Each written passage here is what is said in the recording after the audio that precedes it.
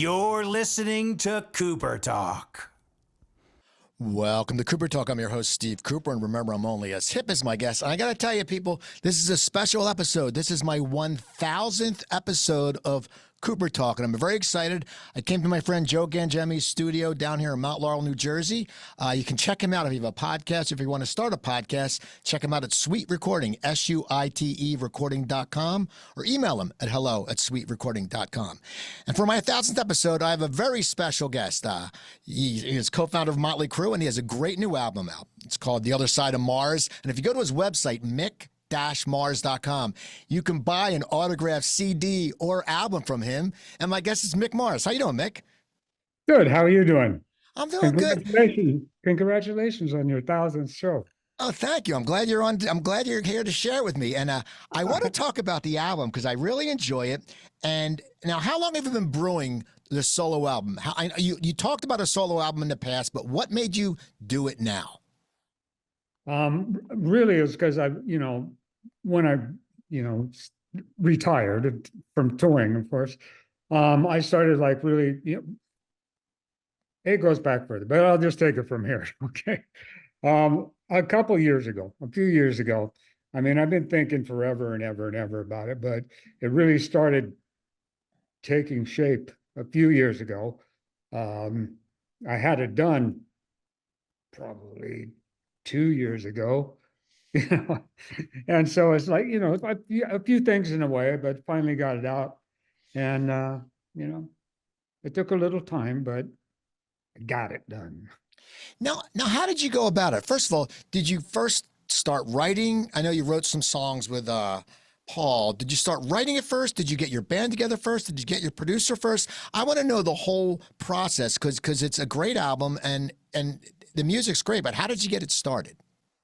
Well, I had a lot of ideas of some directions, a lot of ideas for songs. And so I called up because I needed help because I was doing all the recording and all the engineering and all the everything by myself. So I called up Michael Wagner, who did the very first Crüe album and did a few things with me before Motley. And so I called him up and I go, hey, anybody that would, help me engineer my record? And he goes, yeah, me. So he came over and we did a few things. I said, you know what? I think I need a co-writer. Do you know anybody? And he goes, yeah. And he brought over Paul, and he sat and listened to stuff and he goes, oh yeah. And he was digging it. So he got on board with me and we started like putting together a lot of stuff. And I go, okay, now what we're needing is singers, so again, Paul introduced me to Jacob and of course to Brian Gamboa and and of course Ray Luzier was on drums, but that was another Michael Wagner thing. He goes, hey, what about Ray Luzier? I go, okay, I'll take him right away. So I didn't think that he would go for it, because our Korn and stuff is like so different. I mean, from I don't know what he was thinking, if it was going to be like those old style 80s stuff or so I was like a little concerned, but he came over and he heard him was going like, yeah, he dug it and he did a great job. And so that was my team. Now, how would you classify the music of this album? Because it's got a lot of different places. You have some violas, you have a instrumental song. But if someone said, "Hey, Mick, tell me what The Other Sides of Mars. What kind of music is it?" What would you say? I say for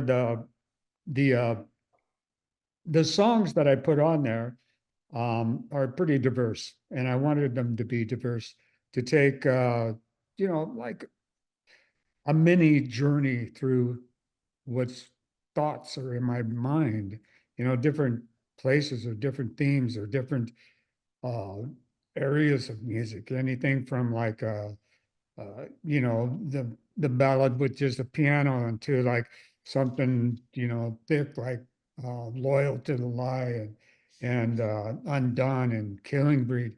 You know, it's pretty diverse, and that's really, you know, what was going on with me at that time. Now, Next time, how go do you ahead. find the lyrics? Like, what comes first for you, the music or the lyrics, or does it work hand in hand? What happens for me first is when I'm writing a song is like I get like a theme of what the song is about. Paul writes lyrics. So I tell Paul, like, I need this like this or this or this. And he goes like, okay. And he writes it down and it's like perfect. That's what I'm thinking. I'm like say Loyal to the Lie. You know, it's like I wanted about cults, about, you know, how people can fall for that so easily. And why do they give away all of their stuff to all of this, to all, you know what I mean? And it's like, and they end up with nothing or, you know, die, you know, but I mean, it sounds kind of morbid, but it's like something that I wanted to state, to say. And so Loyal to the Lie. And it's like, he came up with the right stuff. Now, because you come from a background of albums, and I always talk to people, you know, when you're a certain age, I just turned 60. So I love albums. I look, when I was a kid, I'd ride my bike and I get the album and I look at the album and you want every track in sync and it's a great thing. For Mhm. you, when it came to putting the songs in order, was that you doing it? Was that your producer? Was that the band? Like, you know, was that Paul and these guys saying we got to do this? Or how did you find the order? Because there are a lot of different sounds on this album, and Mhm. they mesh, and that's good because you hear something you're like, oh yeah, and then you go, oh okay, then you oh yeah, and it's got one of those things. How did you figure that out? Was that a long process for you?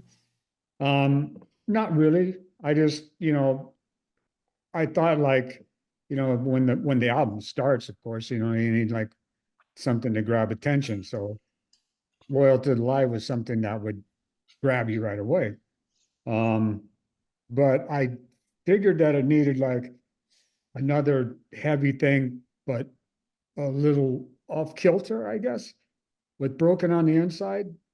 And it has like some uh weird solos in it and stuff like that. And then to take it to more of a middle, kind of like, I don't know how to even explain this song. It's just like it's more mellow. And then another like after Alone, you know, that the third song. The fourth one on that one, Killing Breed, was to bring the attention back on heavier type of music, but a different type of heavier music, which is a direction I'm really liking a lot.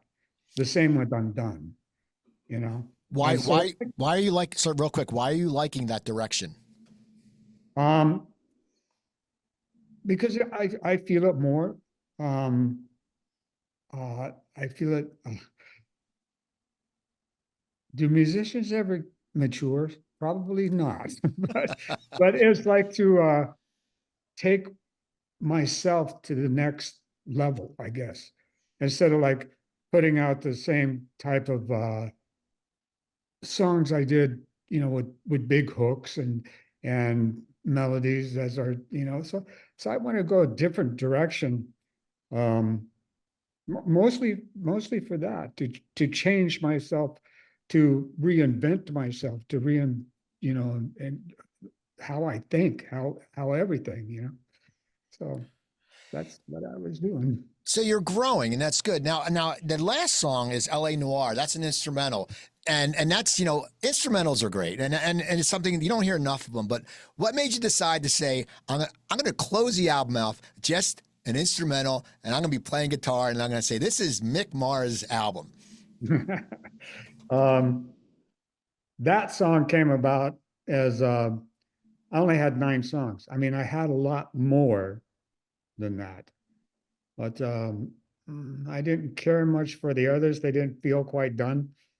And I had L.A. Noir, the lick, for a lot of years, right? And so I just said, okay, I'm just going to take this and make it an instrumental because I guess the reason for I wanted to put that on there also is, those 1940s, 1930s and 40s B movies, the sleuth kind of things, walking down the, all this, I don't know, you know, just Got the something to do and I don't know, extend off into another place, but I really like that kind of music and that feel, the 6/8 kind of a feel or 6/4 kind of feel from those old movies.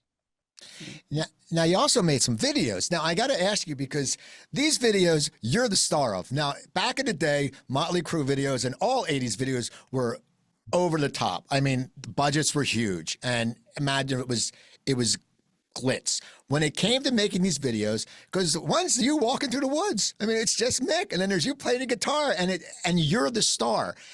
Mhm. How important that was to you?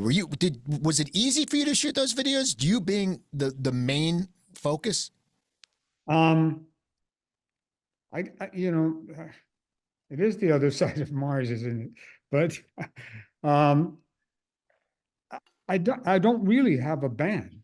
It's like I have a lot of, some of my, well, they're now friends, but you know, but this was like, I mean, my album, and it was really without sounding like I'm conceited, but or anything, but yeah, I mean, it was like,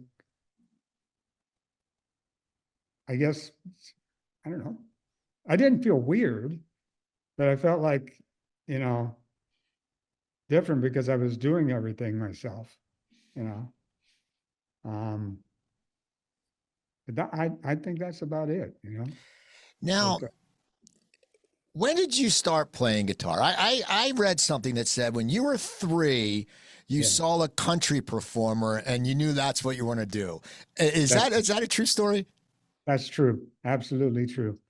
I may have been 4. I know that it was before I went to kindergarten, and I saw this guy at a 4-H fair in Indiana, where they have like the cows and the pigs and I grew the biggest pumpkin kind of, and I saw him there, Skeeter Bond, and this orange outfit with this white hat, but these sparkly things all over the place. When you're a kid, you don't know what it is, but I just went like, wow, you know, and that's what I wanted to do. So how did you go about it? When did you first pick up the guitar? Did you tell your parents? Because when I was, when we're little, we say we want to do things. I wanted to be a sportscaster, and then of course, I wanted to be an athlete, but I sucked at sports. And I wanted to be a musician, but I took guitar lab in high school, and I sucked. So I said, all right. So I ended up going into the world of comedy and I toured for a few years, about 10 years. Yeah. But for you, when did you know I mean, when did you pick up the guitar for the first time? Uh, well, it's kind of a weird story. It takes a excuse me. Um, it'll take a minute to explain it. That's fine. I want to hear it. Christmas time, right? My father would always buy those big long stockings. I don't know Yeah. if you remember those, but they always had a guitar in them of rubber bands. Well, I took those for as far back as I can remember them. And I finally got like almost a real guitar when I was about maybe 6, maybe 7, maybe. Um, but it was a mouse guitar, one of those wind up ones. But I just started learning how to play like on a single string, on melodies, off the hits of the times back then in the 50s. And it went up until I was 12 when I got my very first guitar, a real one, acoustic one. And took 1 or 2 lessons from my neighbor, mostly to learn how to tune my guitar. But and then went from there. Just started learning how to play stuff. Now, you've influenced a lot of guitarists. I mean, I know a lot of people don't like to hear that. They're, like you said, I mean, people, you're a legendary guitarist. You've influenced people. When you were young and starting, who did you look up to? Did someone change your life? Did you hear Hendrix, or did you hear someone, or who did you look up to? Who was your, like, this is my idol. This is what I want to do. Started out with actually Michael Bloomfield, and you know who he is, right? Yeah. Yeah. Okay. And when I heard that, because I wanted to learn how to play solos and learn how to play, things, and all that was on the radio really was like, those little pop songs and stuff. And when I discovered Michael Bloomfield with Paul Butterfield Blues Band, I was like flipped out, and started like going on more and more and more and more in that direction. And then out jumps Alvin Lee. And I'm going like, and goofing around with that stuff.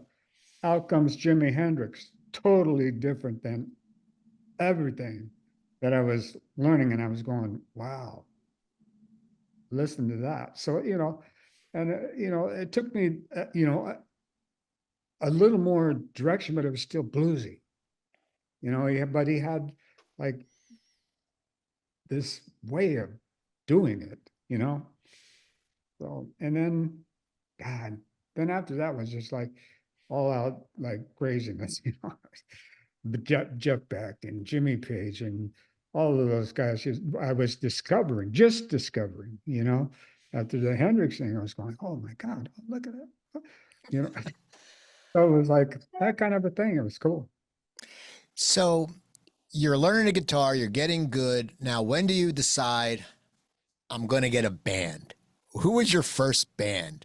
They were called the Jades.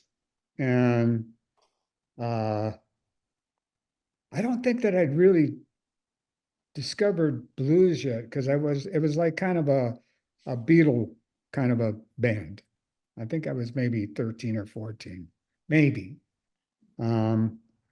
Right around in there, and then, I did discover some other people that it's a weird thing, because the order of it was so intertwined and weird. It's like, then I discovered like the Kinks, and just a lot of influences. This was like hit me, I guess being young is like your ears are open, like start catching stuff and going like, oh, yeah. What did you like about the Kinks? What was it? Because I love the Kinks. I mean, I just remember I saw them at the Spectrum in Philadelphia, and I was in high school, and it was just amazing. It was such a. I still remember that show, and Ray Davies like ran into the audience, and I was like, holy shit! There's a guy in the audience. But what was it that you liked about the Kinks so much? Dave Davies, the story about, I mean, all day and all the night, and really got me, and Tired of Waiting. Those 3 songs in particular that I really liked, because it was like this weird kind of like not fuzz distortion, but real distortion. And, later I thought it was a fable, but it wasn't, because, I follow Dave now, and he goes, oh no, I cut the speakers with a razor blade, the speaker cone itself. And that's what made it like rattle and distort, not real pure distortion, not fuzz boxes and stuff.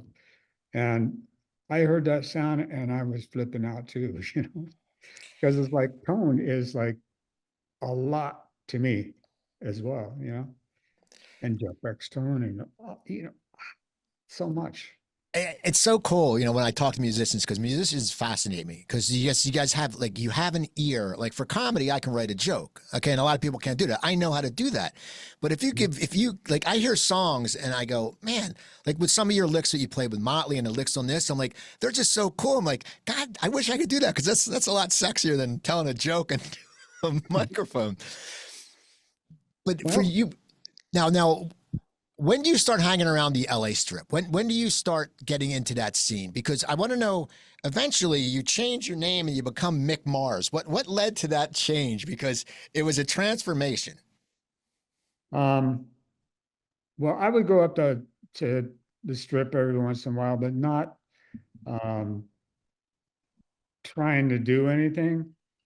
Um, just hanging out for a moment. Um, because most I was in cover bands and that kind of crap. But when there's a I was in a band called Vendetta, okay, and when those guys were together, and um, there's a last picture of the band because we didn't make any money. And so there's a picture of us standing in front of the Golden Bear at the side just before they tore it down. At that moment, at that picture, I became Mick Mars. And I went up, I was about 28 or 29 maybe. And that's when I went up to Hollywood and put my name in, ad in the paper and all of that stuff. And that was that. Because I didn't hang out at the strip much, you know. So How I guess I was a new, refreshing kind of a person or something. I don't know. now? How did you pick the name Mick Mars? Because it's just something. Did you want to go for a dark look? I mean, how do you recreate yourself? Because it worked, but it's like if when I recreated myself, my hair fell out, so I was bald, so I had to recreate myself. But what did you do? How did you come up with the name Mick Mars? Um, well, it was I borrowed it. I'll leave it at that one. No, I don't know, I never liked my birth name, right? And being called Bob. Hey, Bob, Bob. I go, no, I need something a little more. Hmm. So Mick Mars came. Yeah. So you become Mick Mars and you go to the strip. So Yeah. you start hanging out at the strip more. Now who was hanging out at the strip then when you became Mick and you went really Hollywood? Who were some of your contemporaries, should I say, at that time?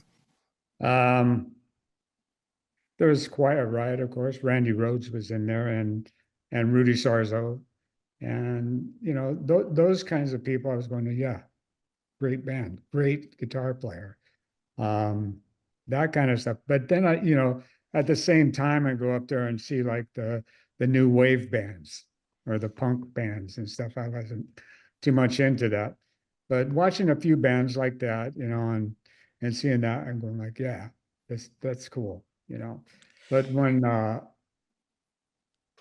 Quiet Riot was playing with Randy and the original guys, there was a lot different sound to them than all the other bands on the strip and off strip, stuff, Troubadour and those kinds of places.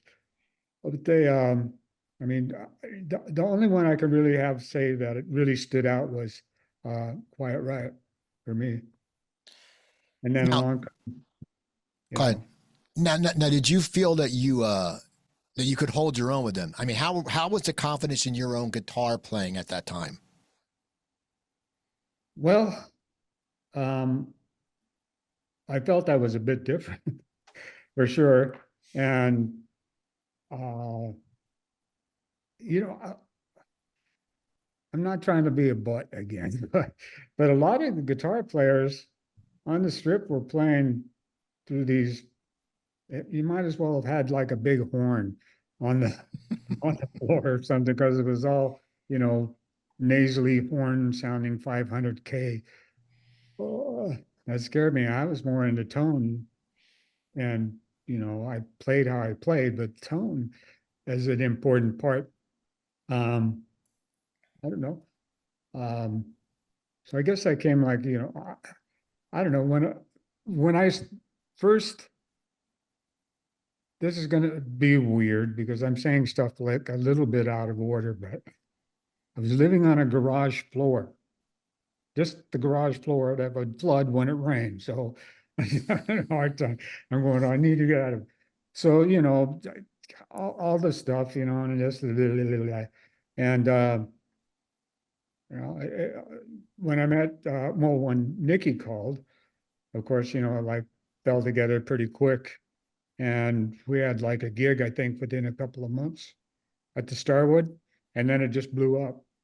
So Now, in those early days, well, how long did it take you guys once Crüe formulated? How long did it take you to get a record deal? Because I heard back then after Quiet Riot got their deal, there was a lot of record deals going out. But how long did it take for you guys to get a record deal? how long did it take? Oh, maybe, I don't know. Not quite a year. I don't think it took a year because we had our own label, Leather, which because I had a backer, just myself, and I had the name Motley Crue, right? So it's like, with all that stuff going on and a different kind of like a foreign sounded thing, and over in Europe, they knew we were American, and over in America, they thought we were from Europe. So it's like, all that stuff just like kind of fell together, a different sound, a different type of name, a different this. We had our own record out, and it didn't take long for Tom Zutaut, who was stacking records at the time at Elektra, and he goes, "You need to sign this band to the big boys." And they came down and we were signed. There was also a another offer we got from I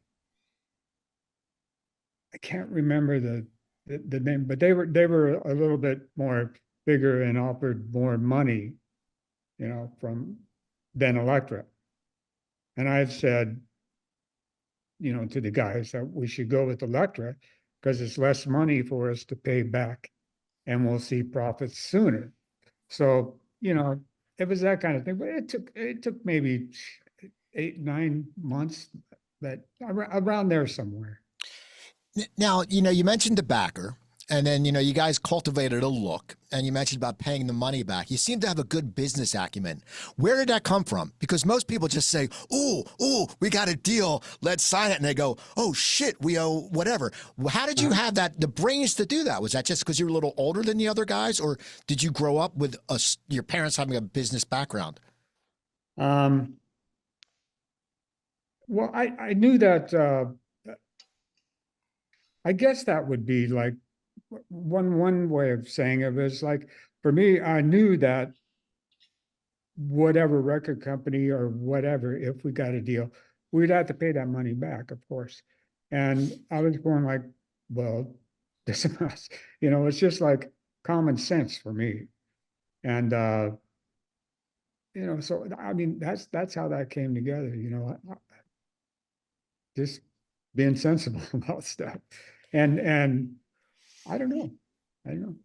Now, when do you guys start getting constant work? Do you start at the Strip, then go out on a tour with a band? What was your growing? Because, it's back then the Strip was exploding. I'm bummed. I lived in LA for 18 years and I moved after that whole scene had happened. And I always wished I was around it because I heard the Sunset Strip was just insane. But were you guys playing like every night? Were you playing the Whiskey? Were you playing, Gazzari's? I mean, what was it like when you started getting hot? That was another kind of a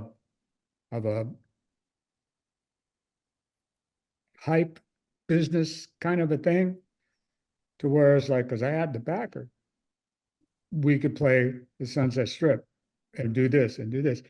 But then to make us look bigger than we are, we book a place up in San Francisco. We book a place up in Canada. We do this and this, and move around because we had the ability to do that, which, not to be a weird guy, but to move around like that. Bands in LA really weren't making any money, right?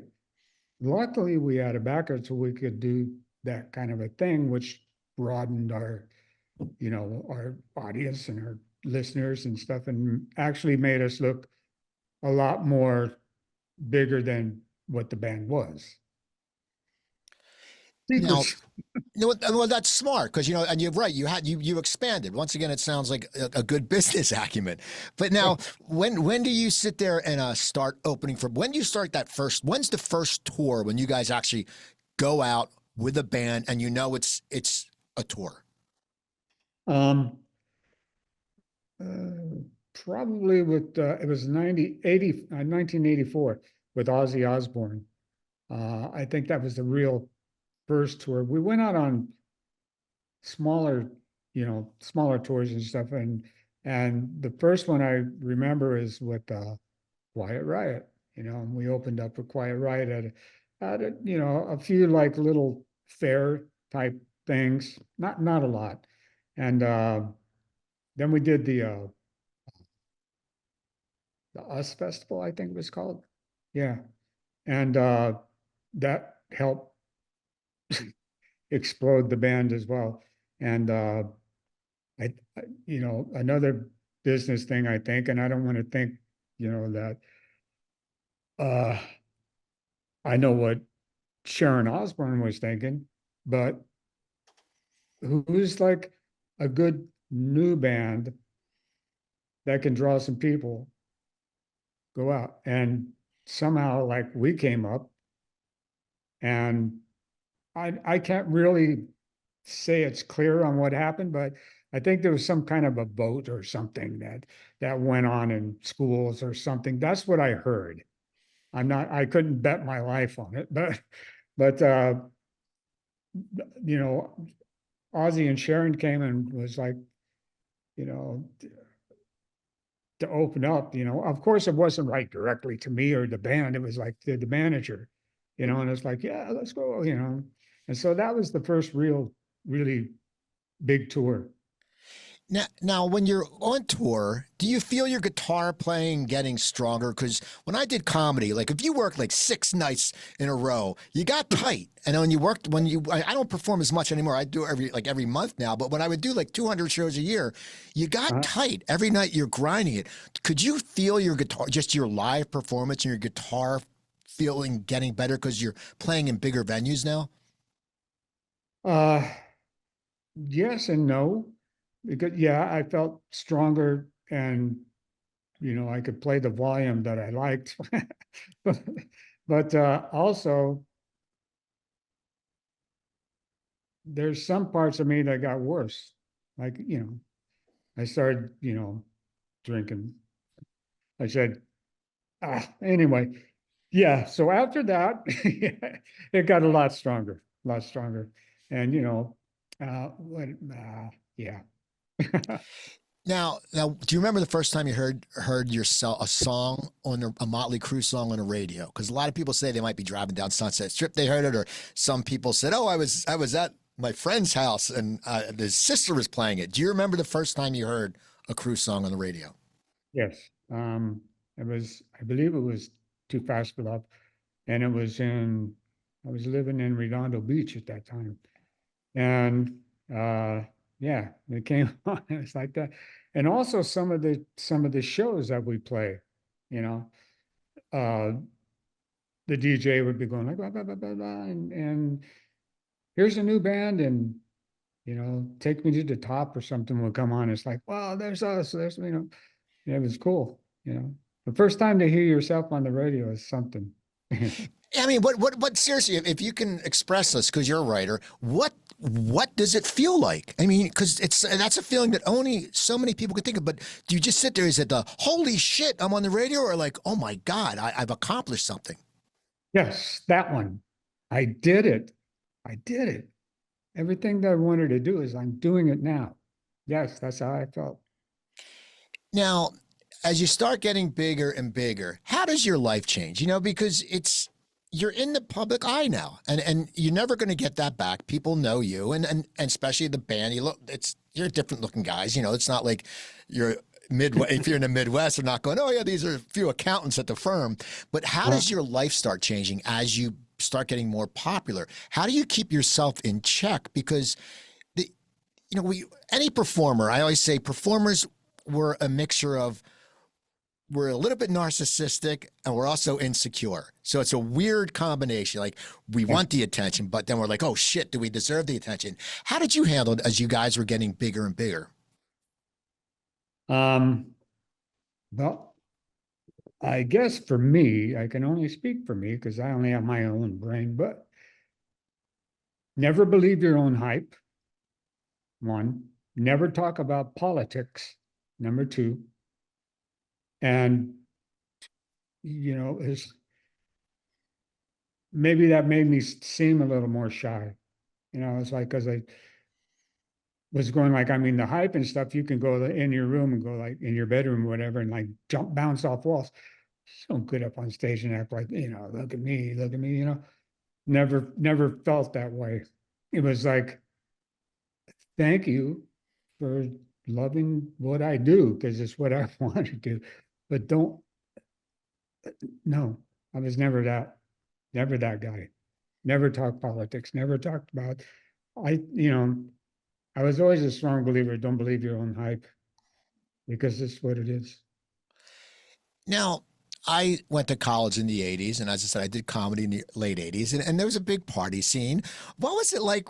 What is the, when they say, sex, drugs, and rock and roll, and, especially with the genre you guys are in, is that all the truth, or is it exaggerated? I mean, or is it whoever chooses what they plan to do?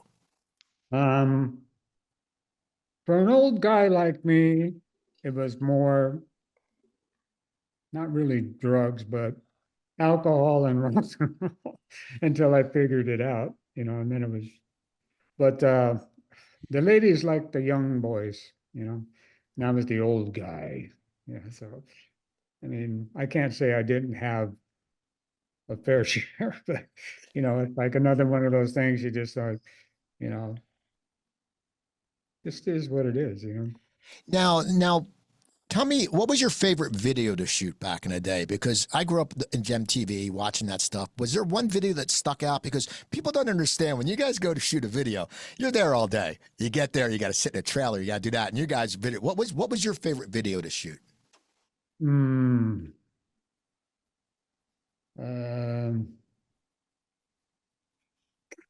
don't know.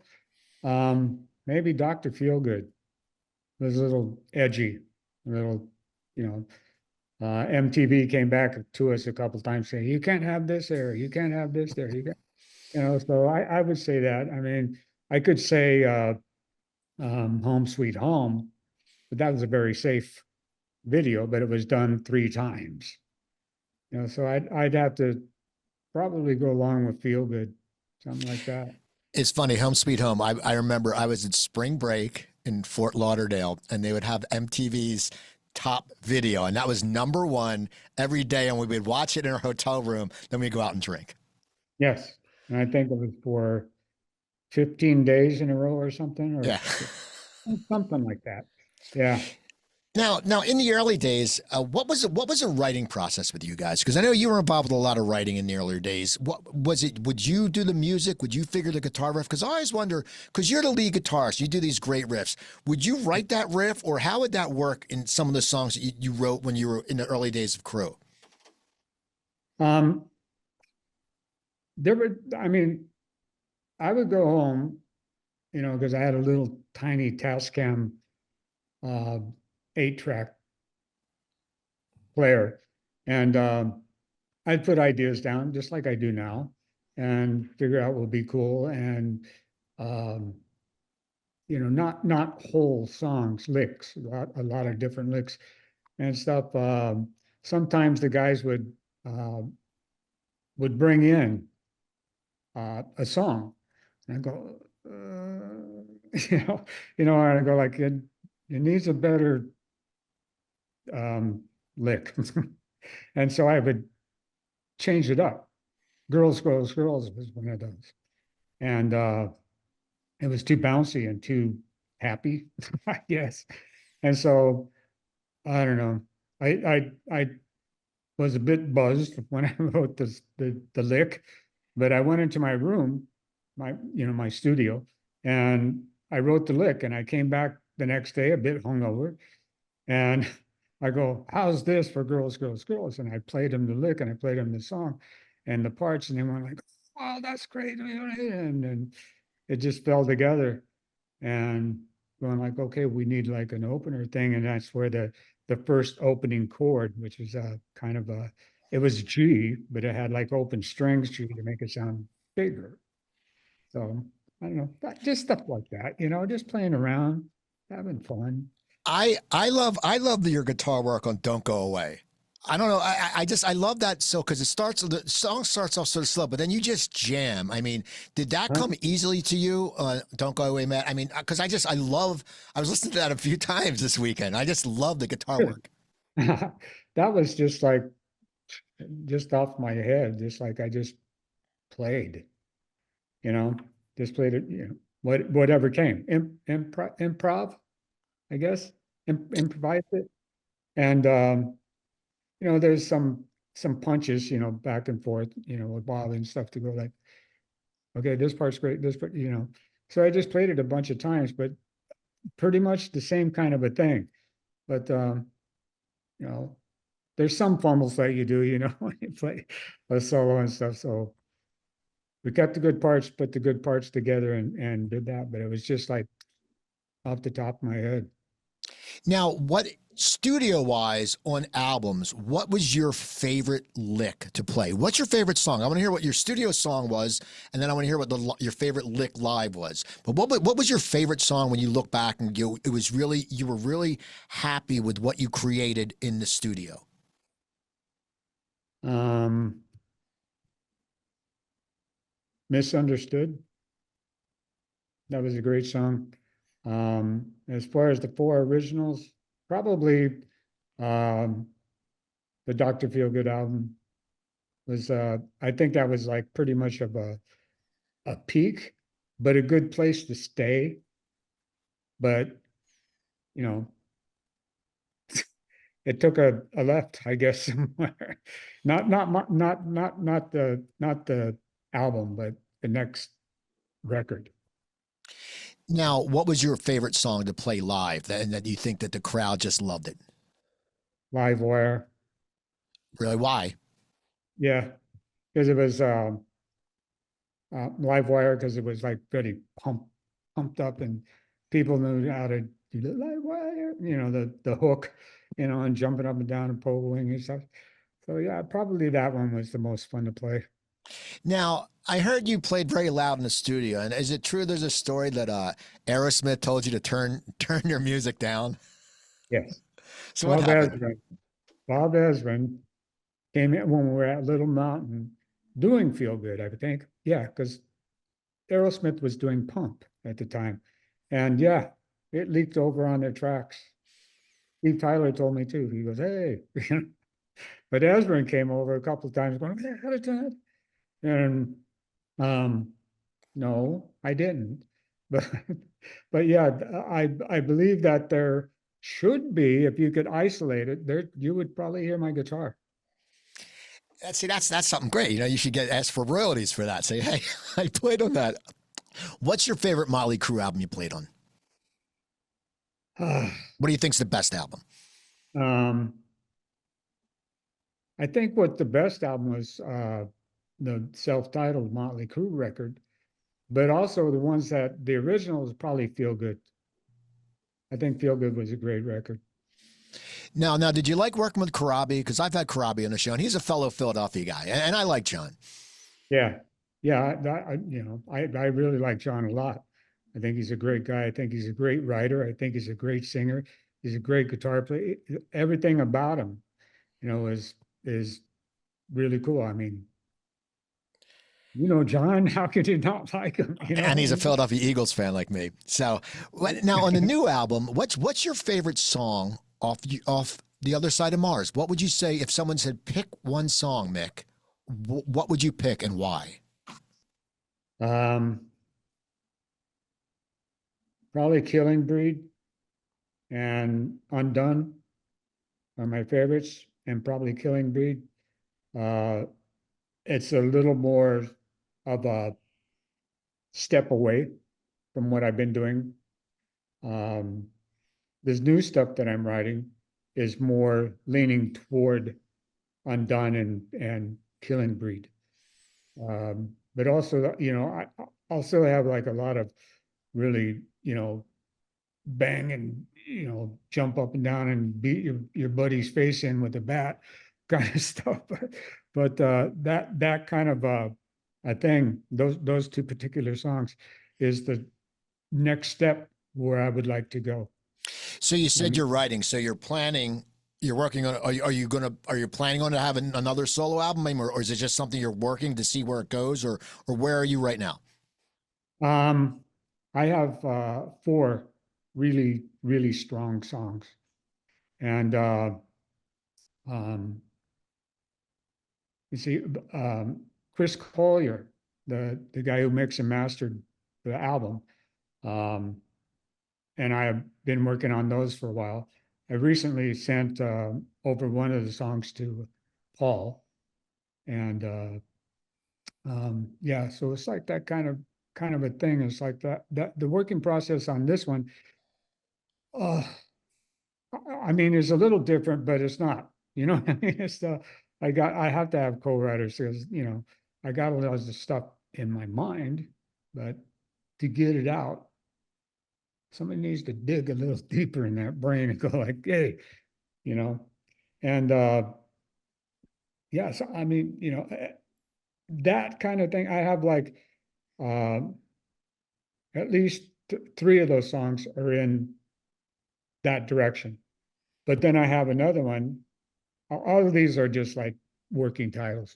It's now called Fear, and it's more of a really radio friendly, hooky song.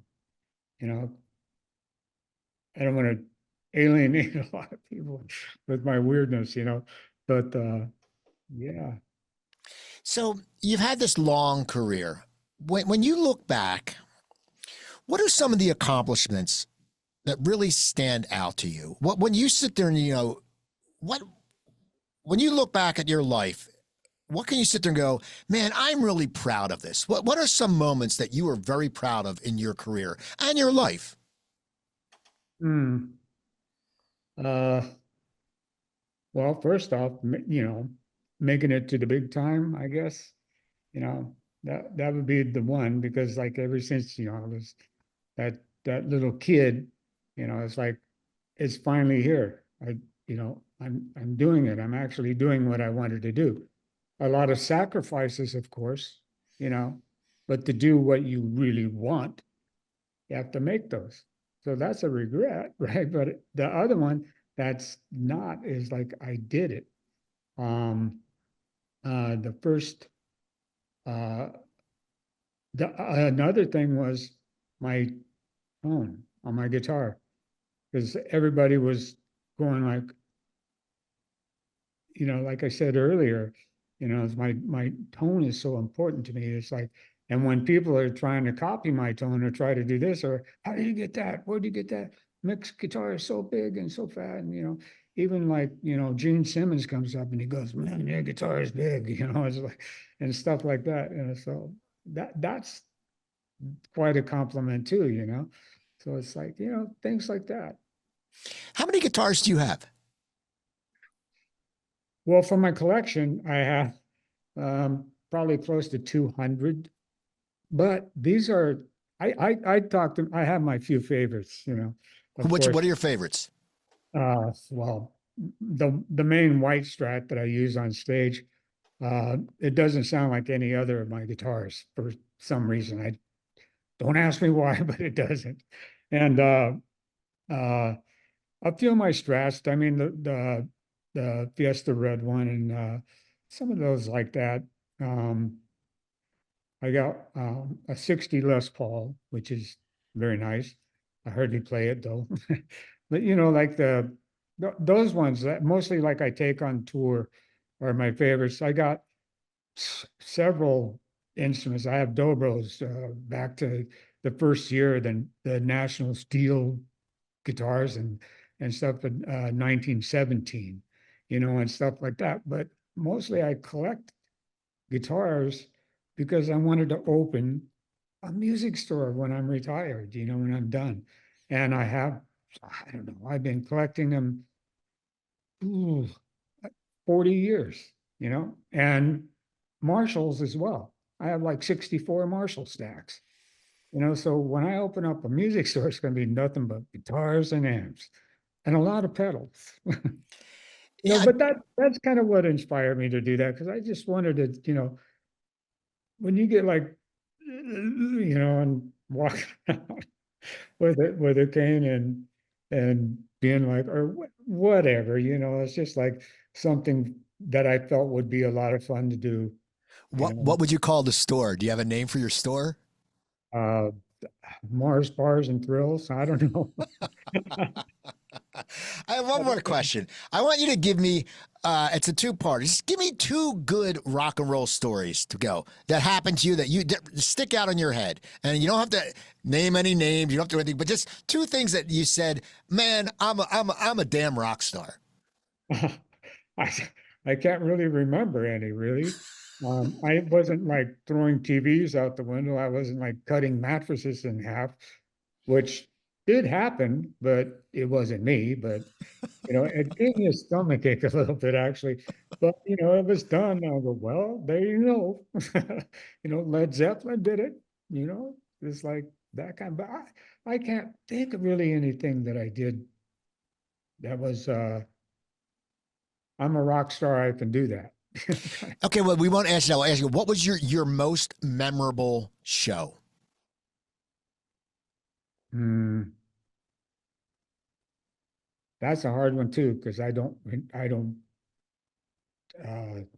I feel the same all the time. I don't know. Doing 3 guitar solos in one night. Where did that happen?